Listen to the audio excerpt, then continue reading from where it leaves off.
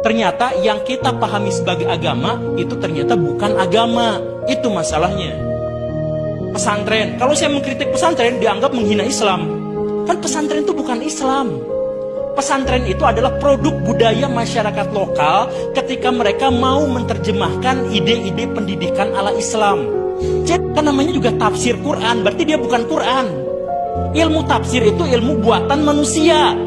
Jadi mau fikih, mau hadis, bisa jadi ilmu agama, bisa jadi ilmu duniawi.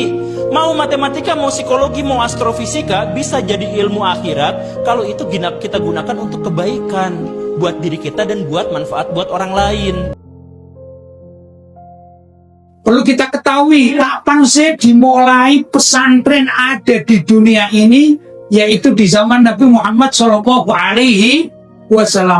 Perlu diketahui bahwa Nabi SAW itu membangun rumah dan masjid. Rumah dan masjid yang satu atap dan satu tembok atau satu dinding. Kenapa dikatakan satu dinding?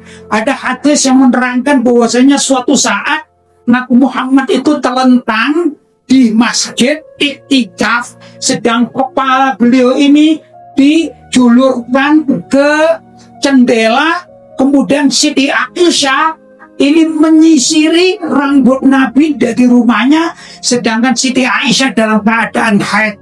Yang kita tahu bahwasanya orang haid itu haram masuk masjid. Tapi ini riwayat menandakan bahwasanya rumah Nabi Muhammad dengan Masjid An-Nabawi ini satu tembok. Kemudian sebelah satunya di masjid ini ada namanya beranda masjid atau suffatul masjid. Namanya beranda masjid.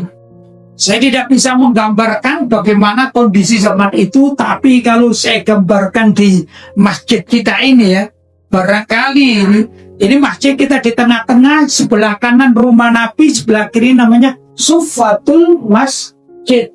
Nah, di Suffatul Masjid itu ada beberapa sahabat-sahabat yang istilah kita adalah mondok pada Nabi Sallallahu Alaihi Wasallam, belajar pada Nabi Sallallahu Alaihi Wasallam.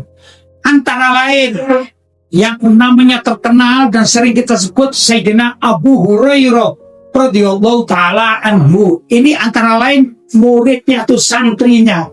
Sayyidina Bilal bin Rabah, muadzin Nabi Sallallahu Alaihi Wasallam, termasuk ini juga yang menjadi santrinya Nabi di Suffah tersebut.